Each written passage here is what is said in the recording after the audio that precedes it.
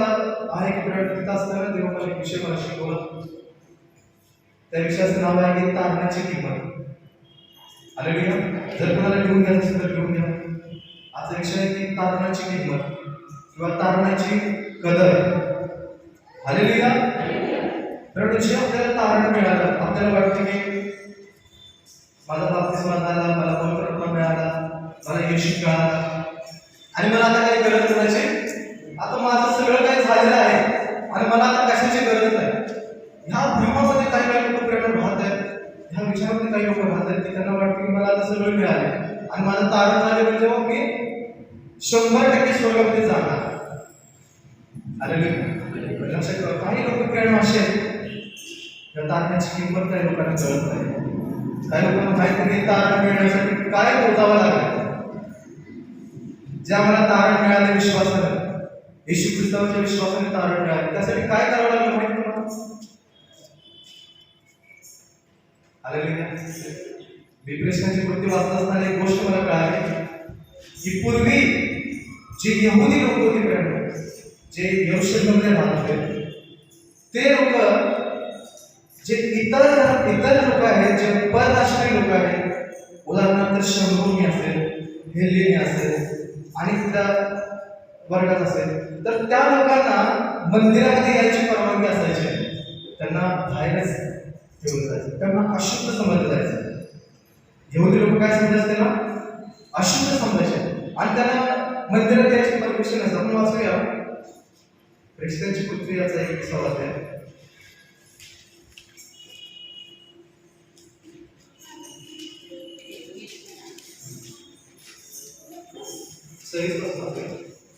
ख्रिस्तांच्या पुत्री याचा एक किस्सा आहे आणि सगळीच कशी आपण वाचूया. म्हणून या आजच्या दिवशी मी तुम्हाला साक्ष देतो की मी सर्वांच्या रक्ताविषयी निर्दोष आहे. कारण देवाचा संपूर्ण मनोदय तुम्हाला सांगण्यापासून मी माघार घेतली नाही, तर तुम्ही आपल्याकडे वचनपत्रात पवित्र आत्म्याने तुम्हाला अध्यक्ष करून ठेवले आहे. त्या सर्वांकडे लक्ष द्या. चुकीचे वचन ते नाही. तेव्हा पुढच्या दिवशी पावलाने त्या माणसास घेतले आणि त्याच्याबरोबर शुद्ध होऊन तो मंदिरात गेला आणि त्यांच्या शुद्धतेचे दिवस पूर्ण होतील तेव्हा त्यांच्यातील एकेकासाठी अर्पण करण्यात येईल असे त्याने जाहीर केले.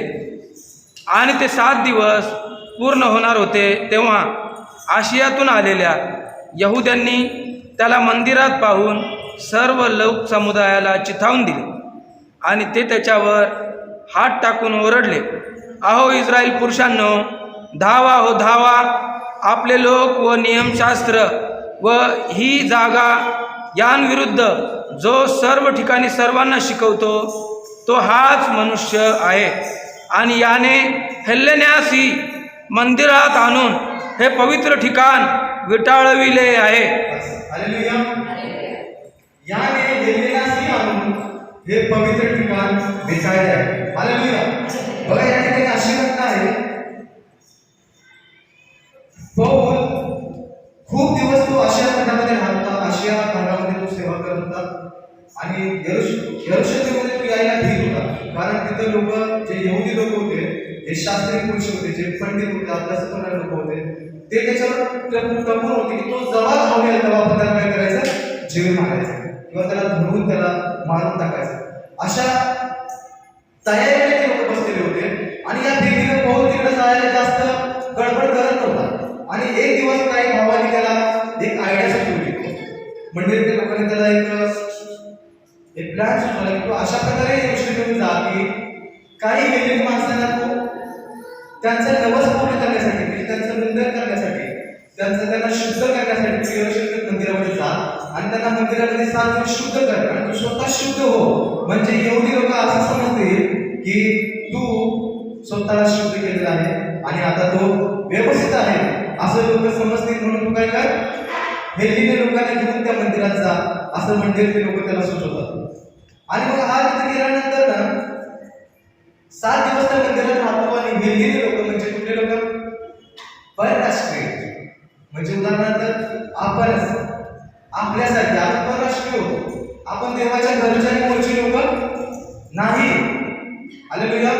आणि परराष्ट्रीय लोक ज्यांना मंदिरात यायला बंदी होती, ज्यांना अशुद्ध समजलं जायचं, ज्यांना पूर्ण शुद्ध केल्याशिवाय मंदिरात परमिशन असायची नाही, नसतच होती, नव्हतीच त्याला परमिशन. पण पौल या ठिकाणी ते सगळे नियम मोडण्यासाठी की देव बापाने आमच्यासारखंच परराष्ट्रांसाठी सुद्धा दार उघडलेलं आहे सुवार्तेनं आणि कृपेचं शुभवर्तमान जे सर्व देवाच्या लोकांसाठी देवबापाने मोकळं केलेलं आहे.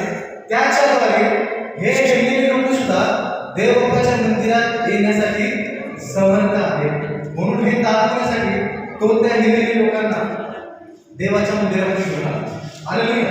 पण जसं त्या लोकांना बघितलं तसं यहुदी लोकांनी काय केलं माहिती का, त्यांना इतका भयानक राग आला की मोठ्याने ओरडले नव्हते. हालेलुया. मोठ्याने ओरडले कारण त्यांना असं वाटलं की मंदिर बिटाळलं लोक आहे. हालेलुया. मंदिर या गेलेल्या लोकांमुळं, हे गेलेले लोक म्हणजे परराष्ट्रीय लोक ज्यांचा देवाचा आणि त्यांचा काहीही संबंध नाही, अशा लोकांनी देवाच्या मंदिरात येऊन देवाचं मंदिर घाण केलं, बिटाळलं असं त्यांना वाटतं. हालेलुया. हालेलुया. पण जसं पौलाने सांगितले की बाबा जसं तुम्हाला देवाने संधी दिलेली आहे तसं आज परराष्ट्रीय म्हणजे गेलेले लोकांना सुद्धा देवबापाने सुवार्तेच्या द्वारे कृपेचं शुभवर्तमान देवबापाने त्यांना दिलेलं आहे, त्यांना संधी दिलेली आहे. हालेलुया. हालेलुया. आणि ही गोष्ट जेव्हा मला समजली त्यावेळेस मला खरंच माझ्या तारणाचं महत्त्व कळालं की किती मौल्यवान तारण देवबापाने आपल्याला दिलेलं आहे. आपल्याला वाटते बरेचदा मिले देवासाठी बाहेर यायचे. आपल्याला काय वाटतं, मी देवाची सेवा करणार आहे, मी देवाची सुवार्ता सांगणार आहे आणि माझ्यापुढे सगळे लोक पडतात आणि मी खूप देवाचा अभिषेक सेवक आहे. बऱ्याच लोकांना असं वाटतं की मी बाहेर. हालेलुया. आम्ही प्रार्थना करतोय, आम्ही देवबापाला मानतोय, आम्ही येशू ख्रिस्ताला मानतोय, पण तुम्हाला मला सांगू दे आपण त्या योग्यतेचं नव्हतो. हालेलुया. आपण सर्व जगाच्या पासून देवापासून इतके लांब पडलेले होतो की आपण देवाच्या योग्यतेचं नसताना सुद्धा प्रभूने आपल्या हृदयात केले. आणि ख्रिस्ताची कृती वाचताना मला एक शब्द सारखा सारखा दिसत तो म्हणजे कृपेचे शुभवर्तमान आम्हाला सांगितलं. कुठलं शुभवर्तमान? कृपेचे शुभवर्तमान म्हणजे देवबापाने आम्ही लायकी नसताना देवाने आमच्यावर कृपा केली, आम्हाला सुवार्ता सांगितली आणि त्या सुवार्ताने देवबापाने आम्हाला काय केलेलं आहे, तारलेलं. Hallelujah. Hallelujah. Hallelujah. Praise the Lord. Hallelujah. आपण आणखी वाचूया. हालेलुया. काय सांगत आहे की परराष्ट्रीय म्हणजे आपण सर्वजण प्रेरणा एक रानटी जेवणासारखं होतो. हालेलुया. हालेलुया. रानटी आपण होतो, आपण देवापासून भटकलेलो होतो, देवापासून लांब होतो, परंतु प्रभूने त्याच्या शुभवर्तमानाद्वारे, वचनाच्या द्वारे, सुवार्तेच्या द्वारे जे कृपेचं वचन देवाने आम्हाला दिले त्याच्याद्वारे आम्हाला त्याच्यामध्ये काय केलेलं आहे, कलम असं लावलं. हालेलुया. आणि म्हणून इस्रायल लोकांनी त्या काळी देवाचं वचन नाकारलं, त्यांनी देवाच्या सुवार्तेला किंमत दिली नाही, येशूच्या बलिदानाला त्यांनी किंमत दिली नाही. हालेलुया. आणि त्यांच्या नाकारण्यामुळे प्रेरणा परराष्ट्रीय लोकांना संधी मिळाली. हालेलुया. कोणाला संधी मिळाली? म्हणजे आम्हाला. हालेलुया. त्यांनी परमेश्वराचा मुख्य उद्देश नव्हता प्रेरणा, त्या लोकांसाठी मुख्य उद्देश होता. परमेश्वराला ते लोक फार महत्वाचे होते, परंतु त्यांच्या नाकारण्यामुळे प्रेरणा परमेश्वराने कुणाला संधी दिली? आपण जे परराष्ट्रीय होतो त्या आम्हाला देवाने काय केली? संधी दिली. आणि आम्ही प्रेरणा त्या देवाच्या मूळच्या फादीतलं नव्हतो, आपण मूळच्या फादीतलं नव्हतं, परंतु देवाने आम्हाला कलम केलेला आहे आणि त्या झाडामध्ये बसवलेला. म्हणून प्रभू म्हणतो की या ठिकाणी प्रभूटी मिळवू नका, तुम्हाला जे तारण मिळालेलं आहे, तुम्हाला जे देवाने सुटका दिली त्याची प्रतिष्ठा मिळवू नका. प्रभू म्हणतो जर मूळच्या फांद्याला जर तोडतो तर तुम्ही जे कलम केलेलं आहे, जे राखते आहात, तर तुम्हाला प्रभू तोडून टाकू शकतो. म्हणून देवाच्या तारणाची काय करा? कदर करा, देवाच्या तारणाची किंमत करा. प्रेरणा जे देवाने आपल्याला जे बहुमूल्य तारण दिलेलं आहे, या जगाच्या नाशातून प्रेरणा परमेश्वराने तुम्हालाच काय निवडलं? कारण पहिला परमेश्वराने तुमच्यावर कृपा केली, आमच्यावर कृपा केली, कृपेचं वचन आमच्याकडे आलं आहे, बोलतो आज बऱ्याच लोकांना कळलं या कृपेच्या वचनाची किंमत त्यांना नाही, या कृपेच्या तारणाची त्यांना किंमत नाही, त्यांना देवाच्या तारणाबद्दल त्यांना महत्व वाटत नाही. ते निवांत ते तारण घेऊन निवांत बसलेले आहेत, निवांत खात आहेत, पित आहेत, निवांत एन्जॉय चालू आहे, निवांत खाणं पिणं चालू आहे, निवांत मनाला वाटत तेव्हा ते उठतात, मनाला वाटत तेव्हा देवबापाचं काम करायचं, मनाला वाटत इच्छा असेल तर एखाद्याला सुवार्ता सांगायची. ह्यासाठी परमेश्वराने मला तारण केलं नाही. तारण ह्यासाठी दिले की आम्ही हे तारणाचं हे कृपेचं वचन, हे शुभवर्तमान आम्ही इतरांपर्यंत पोहोचवायचं. हालेलुया. दुसरा अध्याय पहिलं वचन वाचूया. जिवंत केलेलं आहे. हालेलुया. आम्ही मित्रांनो काही योग्यतेचं लायकीचं नव्हतो, परंतु देवबापाने त्याच्या दयेने त्याच्या कृपेच्या वचनाच्याद्वारे परमेश्वराने आम्हाला तारण दिलेलं आहे आणि त्या तारणाच्याद्वारे आज आम्ही जिवंत आहे. आज आपण जगतोय फिरतोय केवळ देवबापाच्या दयेमुळे जगतोय. Hallelujah. Hallelujah. Hallelujah. Hallelujah. Praise the Lord. Praise the Lord. Hallelujah. Hallelujah. आणि जसं देवाने आम्हाला सुवार्ता सांगितलं प्रियानो, जे वचन देवाने आम्हाला कळवलेलं आहे तेच जर आम्ही दुसऱ्यांना सांगत नाही तर प्रियानो आम्हाला हाय आहे. हालेलुया. आम्हाला हाय आहे असणार आहे. आम्हाला देवाने एवढं सुवार्ता सांगून परमेश्वराने आम्हाला तारण देऊन त्या तारणाचा जर आम्ही उपयोग करत नाही, अनेक लोकांपर्यंत शुभवर्तमान जर सांगत नाही तर प्रियानो लक्षात ठेवा, पौल म्हणतो तुम्हाला हाय आहे म्हणजे आमचं बचाव होणं अवघड आहे. हालेलुया. हालेलुया. हालेलुया. ही सुवार्तेची संधी हे देवबापाने तारणाचं जे परराष्ट्रासाठी दार उघडलेले प्रेम ते थोड्या वेळासाठी परमेश्वराने उघडले. आपण वाचूया रोमकराचं पत्र. लोकांनी देवाला नाकारलं त्यांच्यामुळे प्रेम आम्हाला काही नाही देवाच्या राज्यात जायला संधी मिळाली. हालेलुया. पण परमेश्वर म्हणतो परराष्ट्रांची संख्या आज येईपर्यंत इस्रायलला काही औषधी पण प्राप्त झालेलं आहे. म्हणजे देवबापाने काही वेळासाठी देवबापाने पूर्ण मार्ग काय केलेला आहे आपल्या परराष्ट्रासाठी, म्हणजे आपल्यासारख्या लोकांसाठी देवबापाने त्याचं दार उघडलेलं आहे. यासाठी आम्ही त्याच्या आत जाऊ. हालेलुया. त्याचं वचन ऐकून आम्ही शुभवर्तमान ऐकून त्याच्या वचनावर विश्वास ठेवून येशू हाच ख्रिस्त आहे, येशू हाच देव आहे म्हणून आम्ही त्याच्या आतमध्ये जाऊन देवबापाने आमच्यासाठी दार उघडलेलं आहे. हालेलुया. हालेलुया. हालेलुया. हालेलुया. बऱ्याच लोकांना प्रेम तारणाची किंमत नाही. हालेलुया. बऱ्याच लोकांना या तारणाचं महत्व माहित नाही. जर महत्व माहित असतं तर देवाच्या भक्तीचं महत्व कळलं असतं. हालेलुया. जर तुमचं तारणाचं महत्व तुम्हाला कळलं असतं तर देवाच्या भक्तीचं महत्व कळलं असतं, देवाच्या प्रार्थनेचं महत्व कळलं असतं, देवाच्या वचनाचं महत्व कळलं असतं. हालेलुया. पण आज प्रेम सैतानाने आमचं मन इतकं आंधळं केलं आहे की आम्हाला वाटतं की आम्हाला तारण मिळालं सर्व काही मिळालं. पण तारण मिळून उपयोगाचं नाही. पण त्या तारणामध्ये मी चालत आहे का, ते तारण मी दुसऱ्यांना देत आहे का? Hallelujah. Hallelujah. Hallelujah. Praise the Lord. Praise the Lord. Hallelujah. Hallelujah. Hallelujah. असे पण काही लोक आहेत माहिती आहे आपल्या लोकांमध्ये, परराष्ट्रीय लोक म्हणजे आपल्या लोकांमध्ये अशी पण लोक आहेत ज्यांच्या जीवनामध्ये इतकी भयानक परिस्थिती आहे की अडचणी आहेत, समस्या आहेत, दुःख आहे, त्रास आहे, संकट आहे, तरी सुद्धा ते तारणाची बोट घेऊन काय करत आहेत, पुढं जात आहेत, पुढं जात आहेत, पुढं ढकलत आहेत, दिवस ढकलत आहेत. कारण देवाच्या येण्याची ते काय करत आहेत, वाट बघत. त्यांचा तारण तुटलाय सगळा, त्यांचं जीवन अस्ताव्यस्त झाले तरी सुद्धा ते काय करत त्या जगामध्ये तडकायला लागले, उडत नाही त्या जगात. त्या जगाच्या कुठल्याच धारणाच्या दृष्टीने ते समृद्ध होत नाही, ते तडकायला लागले. कारण का त्यांना पलीकडे पोहोचायचं. हालेलुया. एक उदाहरण सांगतो प्रेरणा.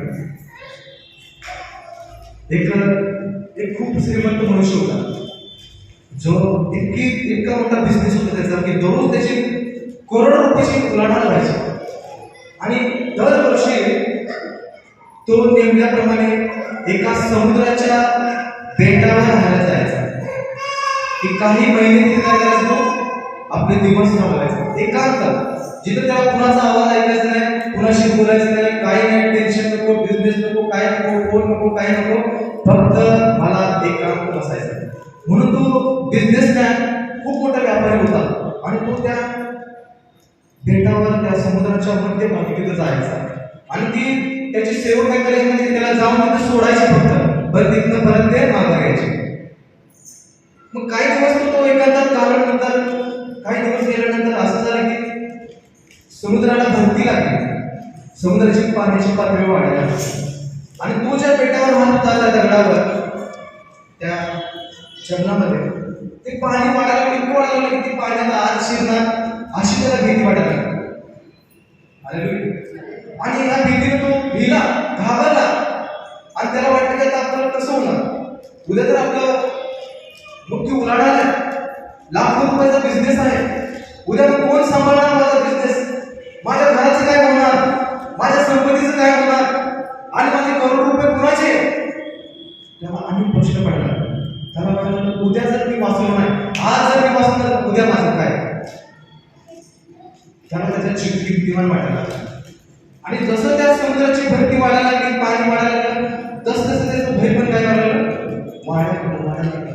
तो आसपास वेगळं फिरून बघायला लागला, कोण दिसतंय का, कुठे बोट दिसते का, कुठं जहाज दिसते का, कुठे लोक मच्छीमारी करत आहेत का, कोण मोठं जहाज दिसतं का, कोण छोटं जहाज दिसतं का. लांबपर्यंत त्याने चार दिशेने फिरून बघितलं, पण त्या अख्ख्या समुद्रात काय तो एकटा मनुष्य. ते पाण्याची पातळी वाढायची, ठोके हृदयाची ठोके वाढायला लागले, पण तो वाढ होता की कोणतरी मला दिसल आणि त्याला ते हात केले, त्याला म्हणे की मला इथून काय करत वाचव. हालेलुया. कोण त्याला दिसला. काही वेळ गेल्यानंतर काय तो तसाच रडत रडत विचार करत असताना लांब दूरपर्यंत एक छोटंसं जहाज त्याला हात दिसलं. काय एक पडदा हात त्याला काय केला. मग त्याला एक आशा आली, त्याला कोणतरी इकडे येत आहे, कोणतरी या मार्गाने काय करत आहे जात आहे. पण त्याला लांब त्याला दिसलं आणि दिसल्यानंतर ते बोट आहे असं त्याला कळलं, छोटी बोट आहे आणि ते जवळ आले जवळ आले जवळ आले आणि त्या बोटीमध्ये एकच माणूस, गरीब, कपडे घाण झालेले, दाढी वाढलेली, अस्ताव्यस्त असे घाण अवस्थेत असलेला माणूस. जसा जवळ येईल तसं तसं तिला ती बोट दिसली, तर बोट एकदम लहान होती. एकदम लहान होती आणि त्याला वाटतं बरं झालं होतं, आता आपला जीव वाचणार. एक आशा आली, त्याला एक खात्री वाटायला की खरंच आता आपल्याला वाचणार. असं वाटताना त्याला जवळ येते बोट बघून बघितला, जसं जवळ तसं बघितलं तर ती बोट मोडलेली दिसायला. साईडची त्याची जी लाकड असेल ते मोडलेलं होतं, त्याला कलर नीट व्यवस्थित नव्हता, सगळं कलर मोडलेला होता, मोडलेली होती, पडदा पडलेला होता. असली बोट घेऊन तो गरीब माणूस हळूहळू त्या समुद्राच्या तिकडे आला आणि त्याच्यापाशी आला की कोणतरी हात मारला म्हणून बघायसाठी गेला, कोण नव्हता माणूस. तो गरीब माणूस गेला आणि लांब तिथं जरा त्याच्या बेटापासून वरून तो श्रीमंत मनुष्य, तो उद्योगपती, तो मोठा बिझनेसमॅन होता. तो म्हणता, अरे लवकर इकडे, तुला माहिती का मी कोण आहे.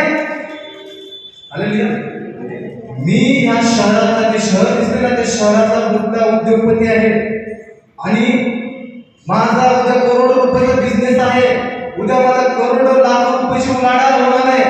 माझा जीव लवकर वाचव, मला लवकर तुझ्या बोटमध्ये घे. तुझ्या जीवापेक्षा माझा जीव महत्वाचा आहे, कारण मी त्या गावातला काय सगळ्यात मोठा श्रीमंत आहे. तुझ्या जीवापेक्षा माझा जीव महत्वाचा आहे. लवकर मला तुझ्या बोटमध्ये घे, असा मी आहे माणूस. मी फार मोठे माझी उलाढाल होणार आहे. उद्या करोड रुपयाचा बिझनेस मला वाढ बघत आहे आणि लवकर काय कर मला तुझ्या बोटीमध्ये बघा. मोडलेली बोट होती, काही त्याला आकार नव्हता, काही कलर नव्हता, दिसायला सुंदर नव्हती. पण एक गोष्ट होती, दोन माणसाला तारायची ताकद त्याची. दोन माणसांना समुद्रात तारायची ताकद त्या जहाजामध्ये होती. मोठी नव्हती, 10-50 माणसं नावाला अशी नव्हती ती.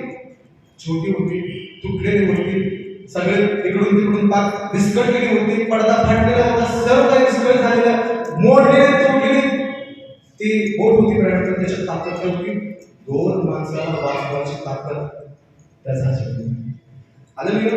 आणि हा श्रीमंत माणूस म्हणाला की मला तुझ्या जहाजामध्ये घे आणि मी त्या योग्यतेचा आहे, मी मोठा माणूस आहे, मला तू घ्यायलाच पाहिजेस, तुझ्या जीवापेक्षा माझा जीव महत्वाचा आहे. आणि तू जर मला घेतला नाही तर तुझं काय करा. हालेलुया. असं म्हणून त्या गरीबाला तो माणूस, तो श्रीमंत माणूस जरा विकत घ्यायला बघायला लागला. पण तो गरीब माणूस काय म्हणतो, अरे गर्विष्ठाने फुगलेला माणसा, आज तुझा जीव माझ्या हातामध्ये, आणि तुझे मोठे मोठे बोलणं करतेस ना, जोपर्यंत स्वतःला नम्र करणार नाहीस तोपर्यंत मी तुला माझ्या साथीत घेणार, माझ्या त्या पोटी तुला घेणार, तू स्वतःला माझ्या नम्र कर. कारण आज एक जगातली बने म्हणतात ना, मेरे मुद्दे के काम काय म्हणतात, मेरे मुद्दे के हालेलुया. वरती काय की आज तुझा जीव माझ्या मुठीत आहे, तुला घ्यायचं का मला ठरवायचं की तुला घ्यायचं का. व तो गरीब माणूस तसं म्हणताना तो श्रीमंत मनुष्य खाली झुकतो, गुडघे टेकतो, म्हणतो खरंच मला क्षमा कर, मला माफ कर, कारण मी माझ्या पैशाच्या धनाच्या कुंडीत एवढा मोठा झालेलो होतो की मला वाटतं की माझं धन महत्वाचं आहे, माझा पैसा, माझा बिझनेस महत्वाचा आहे, पण माझा जीव खूप मौल्यवान आहे हे मला माहिती होतं. पण आज तुझ्या शब्दाने मला कळाले की माझा जीव महत्वाचा आहे. हालेलुया. हालेलुया. त्या माणसाने, त्या गरीब माणसाने आपल्या मोडलेल्या पोटीमध्ये, आपल्या मोडलेल्या नावामध्ये त्या श्रीमंत माणसाला हात दिला आणि दोघं हळू हळू हळू हळू त्या समुद्रात पलीकडे त्या बेटाला जाऊन पोहोचलो. हालेलुया. हालेलुया. आता यामध्ये एक गोष्ट तुम्हाला काय सांगायचं आहे, देवाने आम्हाला जे तारण दिलेलं आहे, सुरुवातीला तारण झाल्यानंतर आपल्याला खूप आनंद वाटत होता. हालेलुया, प्रेज गॉड, धन्यवाद येशू. आपण खूप आयुष्य प्रार्थना आहे. कुठं प्रार्थनेला जाणार, प्रार्थनेला जाणार, बायबल वाचणार, भागात 20 ते 50 ते वाचणार, घरात नाही. पण जसं आपली बोट जुनी व्हायला लागते, जसं आपण अनेक लाटा खातो, अनेक संकट अडचणी, प्रभू माझ्या जीवनात घे, प्रभू मी का केव्हा का नाही, ती का नाही, मलाच का, मीच का. बरेच जण आपल्या जीवनात प्रश्न पडतो की देवाचं तारण मी स्वीकारले खरं, मला वाटतं सुरुवातीला खरंच माझं चांगलं होईल आणि माझ्या जीवनात काय अडचणी येणार नाही, समस्या येणार नाही आणि सगळं चांगलं होत जाईल, सगळं सक्सेस होणार. पण सुरुवातीलाच आपण जर बायबल व्यवस्थित तुम्ही वाचला तर पहिलाच परमेश्वर म्हणतो स्वर्गात जाण्याचा मार्ग अपुरा आहे, मार्ग अडचणीचा आहे आणि त्यावर चालणारी माणसं. सुरुवातीलाच देवाने मार्ग सांगितला कसा आहे आपला मार्ग, त्यावर चालायचं असलं तर आपला निर्णय घ्या, नाहीतर मागं जावा. चला असं चालायला जमेल का तुम्हाला? मार्ग अडचणीचा आहे, मार्ग अपुरा आहे, त्यात माणसं तुम्हाला जास्त भेटणार नाही, थोडी 4-5 माणसं एवढीच एखादी प्रार्थना तेवढीच माणसं भेटतील, तरी पण भाऊ तेवढे भारी माणसं आहेत, तिकडे जास्त माणसं आहेत, अहो तिकडं किती भारी लोक देवाला मानतात. स्वर्गाकडे जाण्याचा मार्ग अपुड आहे, मार्ग अडचणीचा आहे, पण त्यात चालणारी माणसं थोडीच. त्या मार्गात ते आहे, त्या चालण्याच्या मार्गात ती चालू का, ती बोट मोडलेली घेऊन अडचणीत भुके, दातापात, मारखात, बिंदापात, सर्व प्रकारचा छळ, अडचणी, दुःख सहन करत एक पार टाकून पुढे चाललाय. एक अवस्था अशी जीवनाची मला की जसं जसं प्रार्थना करावं तसं तसं सगळे अवतार करायला. पहिला सगळं व्यवस्थित टाकतील, आता इतकी प्रार्थना सेवा वाढली की स्वतःचं नक्की सुद्धा कापायला वेळ मिळाला. असंच ते आपण दादाच्या जीवनामध्ये बघतो. खरंच दादा पहिला खूप वाईट म्हणजे इतकं देवापासून सेवा करणारा माणूस, स्वतःच्या शरीराकडे लक्ष नाही, बोट मोडले तोंडले तरी ढकलत चाललाय, चालायला लागला तर बुडायचं. काय पाण्यात तेवढं बुडू द्यायचं, एक थेंब पाणी आत द्यायचं नाही, आलं तर मेला सगळं. Hallelujah, hallelujah, hallelujah, hallelujah. परमेश्वर एका राजाला उत्पत्तीमध्ये बघा, एक वास्तवामध्ये गोष्ट कळली. एका राजाला परमेश्वर भीती घालतो अब्रामाच्या पत्नीमध्ये. हे राजा, तू जर त्या अब्रामाच्या पत्नीला जर हात लावला तर तू मेलास. काय तुझं सांगितलं हे शब्द वाचले मला खरंच किती भयानक वाटतं की जीवन फार महत्वाचं आहे. हालेलुया. आणि म्हणून ह्या तारणाची किंमत आपण बघूया. कारण जे तारण आपल्याला मिळाले, कारण कदाचित तुमचं जीवन अनेक टोकाचं असतं. तुम्ही जीवनात बरेच चढ उतार तुमच्या जीवनात आले असते, प्राप्त कधी कमी झाला असेल, कधी वाढलेला असेल, कधी पण तरी पण आपण काय करा पुढं चाललोय. पण एक गोष्ट आपल्याला करायची प्रयत्न, आपल्या जीवनात पापाला खाना द्यायचा. हे तारून तुम्ही चाललाय खरं, पण तो दुसऱ्याला वाचवण्याची ताकद तुमची नाही ना. कसं वाचणार तुम्ही दुसऱ्याला? तुम्हाला वाटतं की माझं जीवन काय सांगू, माझ्या जीवनाची अडचण संपली नाही आणि तिला काय शिकू.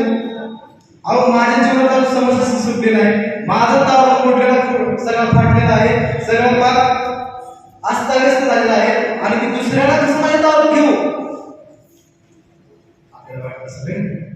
आपल्याला काय वाटतं माझं जीवन अस्ताव्यस्त आहे, माझ्या जीवनात अडचणी संपलेल्या आहेत, माझं कर्म फेडलेलं आहे, माझ्या जीवनात अजून मी आजारी बसतो सारखं. आम्ही जास्त अजून प्रार्थना करत नाही, अजून मी जास्त काय करत नाही की कसं काय करू, दुसऱ्याला कसं वाचवू.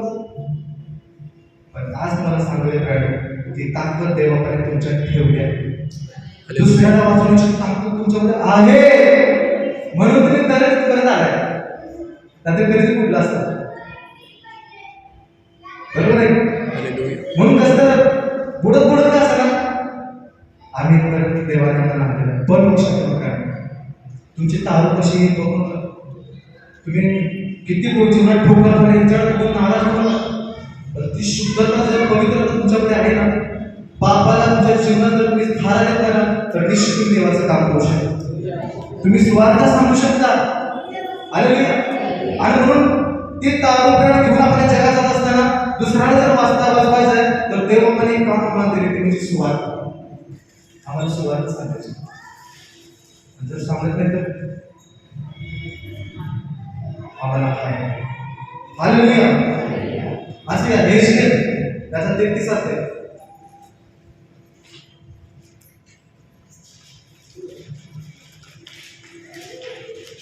हेच 33 आहे त्याचा 6 पासून वाचा.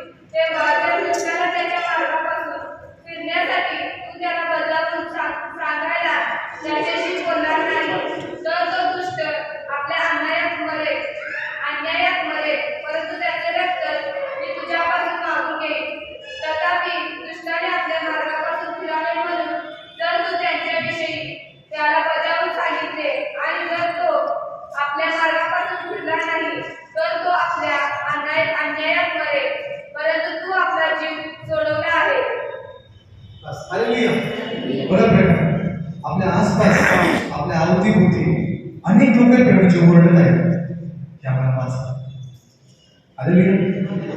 किती लोकांनी हात ऐकले ते मला माहित नाही. जे आतमध्ये जागृत आहे, ज्यांनी जे तांत्राची बोट घेऊन त्या समुद्रात चालले त्यांनाच ते हात ऐकायला मिळेल माहिती. पण ह्या जगात जे गुंतलेले आहे, त्या जगातले खाणं पिणं, या जगातले डान्स, या जगातली मौज मजा, या जगातली दुनियादारी, या जगामध्ये जे बुडलेले आहेत समुद्रात त्यांना त्या लोकांचा आवाज येत नाही. अरे अनेक लोक त्या आतुरतेने वाट बघत आहेत देवबापाच्या सुवार्तेची की कोण तर आम्हाला चांगली बातमी सांगतो, कोण तर आम्हाला या मरणातून या नाशातून सोडवायला कोण करणं वाजवणार. आले पण करणं वाजवणार सगळे घरात. आले का करणं वाजवणार कुठे पाहिजे? मोठ्याने करणं वाजवून लोकांना सावध करायला पाहिजे की राजा येशू येत आहे, येशू येत आहे, येशू येत आहे. पण आज करणं वाजवणारे बरेच लोक शांत आहेत. कोणीही करणं वाजवत नाही, म्हणजे कुणीही सुवार्ता सांगायला कोणी धडपड करत नाही. सर्वांना एकच समाधान आहे की माझं तारण झालंय ना बास. अरे मला सुवार्ता कळले ना बास, बाकीच्यांचं काय करू. पण परमेश्वर म्हणतो तू जर करणं वाजवणार नाहीस, तू जर लोकांना जागरूक करणार नाहीस, तर मी त्याच्या रक्ताचं झाड काय करीन तुझ्याकडून घेईन. तू सुरक्षित असं समजू नकोस, लक्षात ठेवा. हालेलुया. जर आम्ही सुवार्ता सांगणार नाही, आम्ही लोकांमध्ये शुभवर्तमान सांगणार नाही, तर लक्षात ठेवा परमेश्वर त्याच्या रक्ताचा झाडा आमच्याकडून घेतल्याशिवाय राहणार नाही. आम्ही सुद्धा नाही. लक्षात ठेवा. हालेलुया. भय काय पहिलं कारण आहे की भय. आम्हाला भीती वाटते. कशाची भीती? जीवाची भीती. सुवार्ता सांगताना आम्हाला कोणतरी मारल, आम्हाला काहीतरी करल, कोणतरी बोलल, शिवाय देतील, मारतील. पण मला तुम्हाला सांगितलं ज्यावेळेस प्रेषितांनी सुवार्ता सांगायला सुरुवात केली, पहिल्या मंडळीने सुवार्ता सांगायला सुरुवात केली, अख्खं यरूशलेम हलवून टाकलं. हालेलुया. काही दिवसातच यरूशलेम सुवार्तेनं भरून गेलं. ज्याच्या त्याच्या तोंडामध्ये नाव एकच येशू ख्रिस्त. ज्याच्या त्याच्या तोंडामध्ये एकच नाव येशू, येशू, येशू. हाच नाव आहे. सुवार्ता काय? येशू ख्रिस्त हाच नाव. हे लोकांना सांगायला आम्हाला वेळ नाही. आम्ही आमच्या कामामध्ये गुंतलेलो आहे, आम्ही आमच्या जीवनामध्ये गुंतलेलो आहे. आणि पहिलं हे कारण करणं भय. दुसरं कारण करणं आपला आळशीपणा. आपल्याला दुसऱ्या लोकांची कदर नाही, आपल्याला वाटते काय बघितलं. आणि हे वचन लक्षात ठेवा. जर आम्ही करणं वाजवणार नाही, जर आम्ही सुवार्ता सांगणार नाही, तर परमेश्वर त्याच्या रक्ताचं झाड आमच्याकडून घेतल्याशिवाय राहणार. Hallelujah. Hallelujah. Hallelujah. Praise the Lord. Praise the Lord. बघा एक सुंदर वचन, एक वाक्य आहे. जर लोकांना आपण सुवार्ता सांगितली तर लोक अनंत जीवनाकडे येतील. कुठे येतील? अनंत जीवनामध्ये प्रवेश करतील. समजलं? जर सुवार्ता सांगितली तर लोक अनंत जीवनाकडे येतील किंवा अनंत जीवनामध्ये प्रवेश करतील. पण जर मी त्यांना सुवार्ता सांगितलीच नाही तर काय होईल? काय होईल? अनंत काळच्या नरकात हे लक्षात ठेवा. सुवार्ता सांगणे इतकं महत्वाचं ब्रँड. इतरांना जर सुवार्ता सांगत पाऊल बघून तुम्हाला हाय हाय आलेली आणून आपल्या तारण्याची कदर करायची. आपल्याला तारण मिळालेलं आहे, जे कृपयाचं वचन देवाने आपल्याला दिलेलं आहे ते इतरांपर्यंत पोहोचण्याचा शक्य तितकं आपण काय करूया, प्रयत्न करूया. आणि आपण तुम्हाला माहिती आहे का बायबलची पहिली सुवार्ता तुम्ही सांगितली तुम्ही सांगितली सुवार्ता पहिला वाचूया मत्तेचा 28 अध्याय.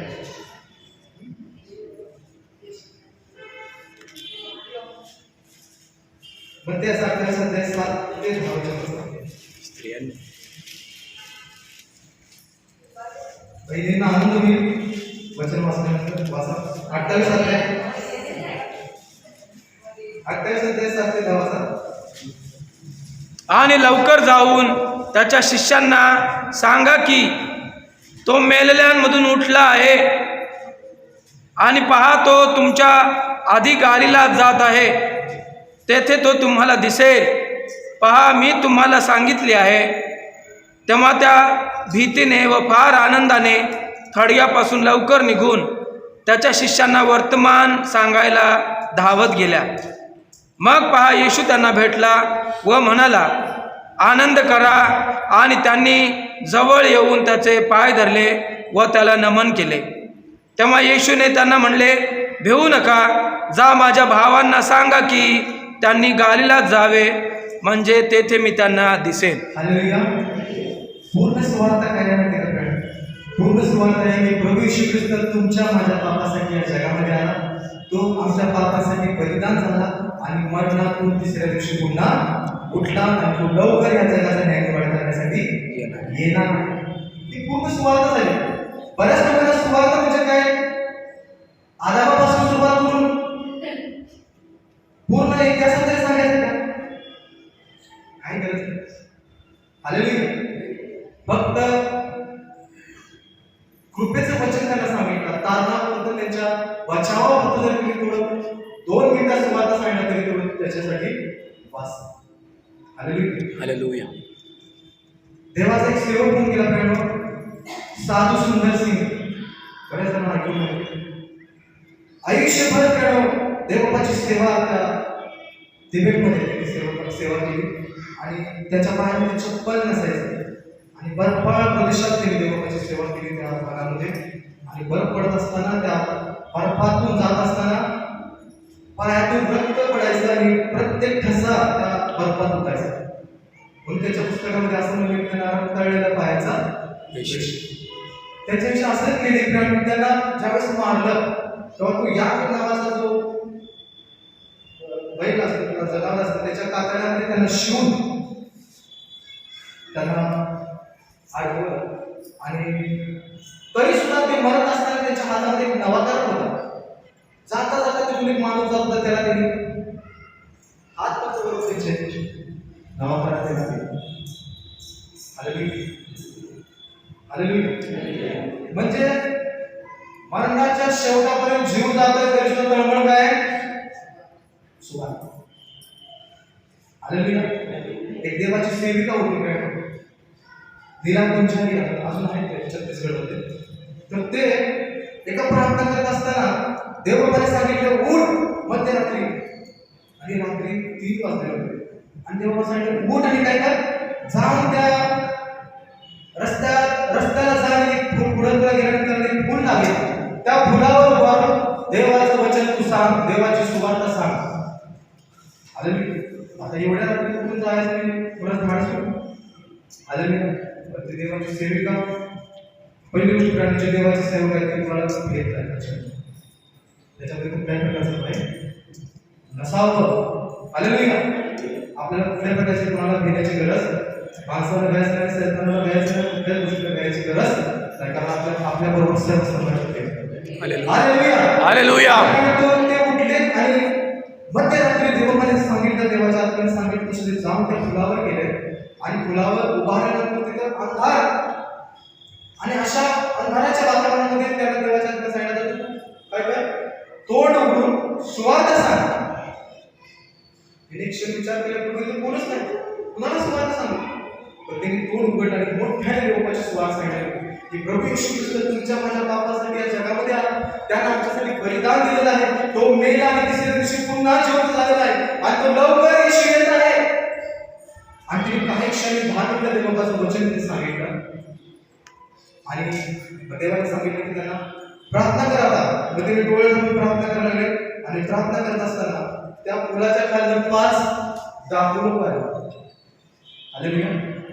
दोरडे लोक 5 आले आणि त्याच्यापुढे गुडघे टेकले, त्यांनी सगळे हाताळलं, चाकू सगळे त्याच्या पायात टाकले आणि देवापुढे नम्र होऊन त्यांनी आपले जीवन देवाला समर्पण केले. हालेलुया. कधी परमेश्वर कोणाचं उपयोग करून गेलं माहिती, किती लोक प्रेम आपल्या आसपास ओरडत आहेत, आम्हाला सुवार्ता सांगितली. हालेलुया. आमचा बचाव करा, आम्ही बुडत आहोत. कोण जायला तयार, कोण जाईल आमच्यासाठी,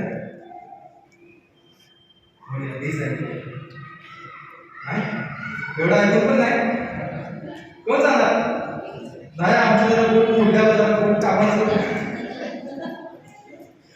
आले जरा बोट मोडल्या, जरा थोडे दिवस थांबा, जरा प्रार्थना चालू केला, जरा बोट दुरुस्त करतो प्रार्थनेला. कोण जाणार, मी आयुष्य आले. उपवास आहे काय? कोण जाणार? कोण जाणार? अजून नाही खरं चालत. अरे मी अनेक जणांना वाटतं का असं नका माझ्या डोक्यामध्ये एकच माणूस असतो. घेऊन जा. कदाचित एक माणूस पण कुठेतरी अडकला असेल. तुम्हाला माहिती आहे अजून एक उदाहरण सांगतो. खूप वेळ झाला 12 वाजले. अरे लीला 5 मिनिटं आहे आपण त्यानंतर थांबूया. एक माणूस होता प्रेमावर ज्याला खूप त्रास होता घरामध्ये आणि त्याला इतका त्रास झाला तो वैतागला जीवनात. म्हणलं आता मी जगून काय करू? मी मरणार. आणि त्याने निर्णय केला की आता मरणार. आणि तो मराठी गेला आणि मराठी गेला असताना त्याने बरोबर का रेल्वेसाठी पडायचं. सगळ्या लोकांनी एकच वाटतं ना का बरं झालं कुठं पडायचं